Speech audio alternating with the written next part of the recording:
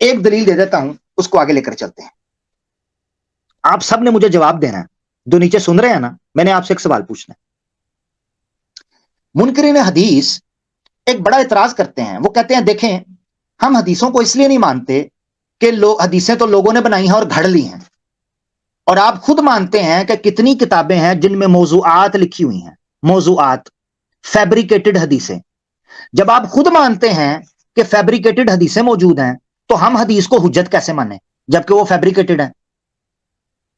حالانکہ ان کو نہیں پتا کہ یہ اعتراض اور فیبریکیٹڈ حدیثوں کا ہونا، موضوع روایات کا ذخیرہ حدیث کے اندر ہونا، یہ خود حجیت حدیث کی بین اور واضح اور کریٹیکل دلیل ہے، ایویڈنس ہے. کیسے؟ اس کو ذرا سمجھیے گا، بڑا امپورٹنٹ پوائنٹ. ایک بندہ امریکہ میں سفر کرتا ہے، آپ نے جواب دینا ہے.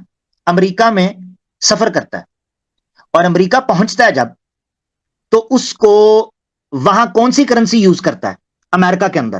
ذرا بتائیے گا نیچے. U S D, obviously. Dollars, U S D dollar, American dollars وہ یوز کرے گا، آبویسلی. بڑی زبردست بات. اب امریکہ میں اگر کسی کو جعلی کرنسی بنانی ہو جو وہ امریکہ میں یوز کر سکے تو آبویسلی ڈالرز بنائے گا. اس کا مطلب یہ ہے کہ اس کو پتا ہے کہ امریکہ میں اگر میں نے جعلی کرنسی بنانی ہے تو میں ٹکا اور روپیہ یا یورو یا پاؤنڈ نہیں بناؤں گا، ڈالر بناؤں گا تو ڈالر چلے گا. تو وہ امریکہ کی ڈالر کی ہی کاپی کرے گا.